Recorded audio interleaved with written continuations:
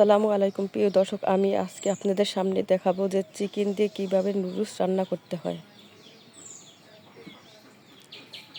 এখানে দেখতে পাচ্ছেন এক প্যাকেট ম্যাজিক মশলা আমি এই নুডলস ইসের সাথে মাখিয়ে দেব, চিকেনের সাথে। চিকেনগুলো আমি এইভাবে কেটে নিয়েছি। এখন এই পর্যায়ে আমি ম্যাজিক মশলা দিয়ে মাখিয়ে নেব।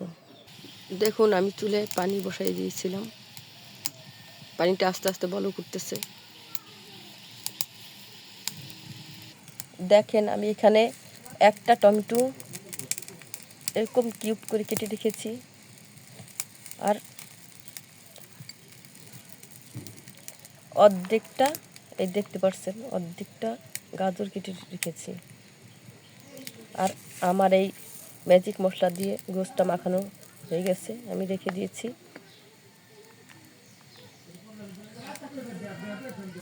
আপনারা একটা কথা জেনে না থাকলে আপনাদেরকে জানিয়ে দিই, যদি পানিটা বলক উঠে তখন একটু সামান্য একটু তেল ছেড়ে দেবেন, 1 চামচের মতো। এতে হয় কি, নুডলসটা একটার সাথে একটা মিলবে না, ঝরঝরা হবে। আমি এখন এই পর্যায়ে নুডলসগুলো ছেড়ে দিই।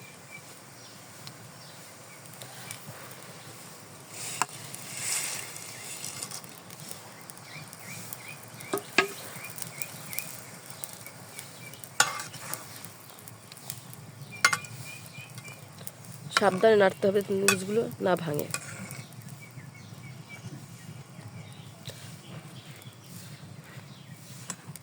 ভাঙলে আমার বাচ্চারা আবার খেতে চাবে না, দেখতেও ভালো লাগবে না। চুলায় আমি ফ্রাই প্যান দিয়ে দিয়েছি, সাথে 2 টেবিল চামচ তেল দিয়ে দিলাম। তেলটা গরম হবে।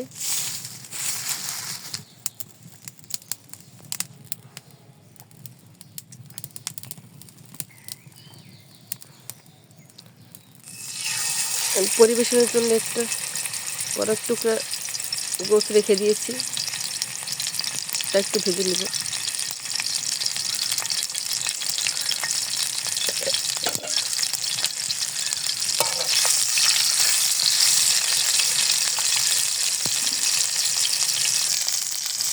এটা এক সাইডে ভাজা হতে থাক, আমি এখানে গোশগুলো ঢেলে দেব।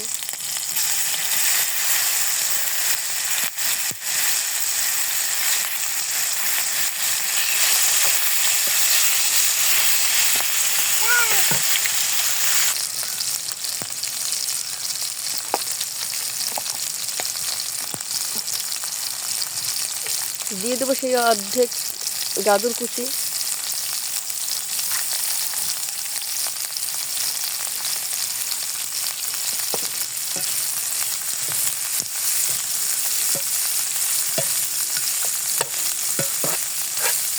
দেখেন কি সুন্দর কালার দেখা যাইতেছে।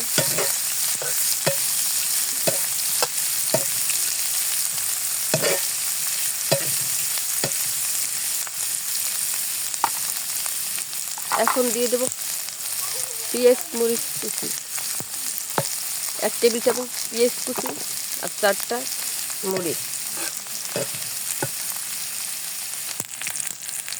এখন একটি টমেটো কেটে রেখেছিলাম কিউব করে, সেগুলো দিয়ে দেবো।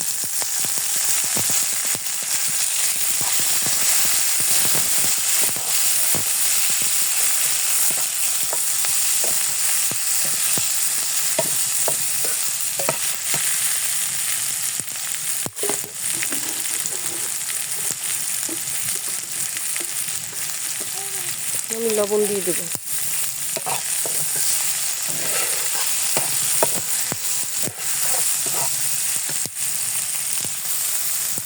এখন আমি দিয়ে দেবো 2টো মশলা।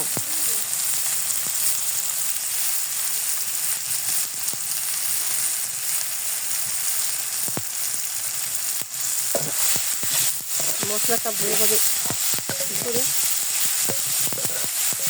নেড়ে চেড়ে দিয়ে এখন আমি নুডলসটা দিয়ে দেবো।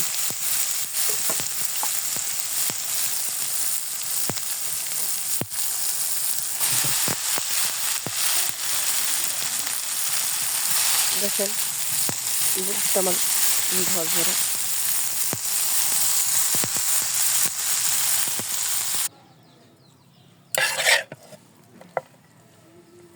নুডলসটা আমি ভালোভাবে নেড়ে ছেড়ে দিয়েছি। এখন আমার নুডলসটা প্রায় হয়ে গেছে।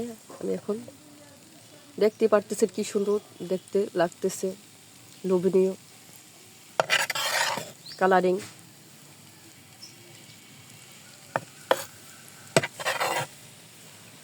এখন নুডলসটা আমার হয়ে গেছে, এটা আমি নামিয়ে ফেলবো। এখন পরিবেশনের পালা। দেখেন কি লোভনীয় লাগতেছে। এটা আমার বাচ্চাদের জন্য। আপনারা চাইলে বাসায় এভাবে ঘরোয়া পদ্ধতিতে ট্রাই করতে পারেন। আজকে এ পর্যন্তই, আবার নিত্য নতুন রান্না নিয়ে আপনাদের সামনে আসবো। এ পর্যন্তই, আল্লাহ হাফেজ।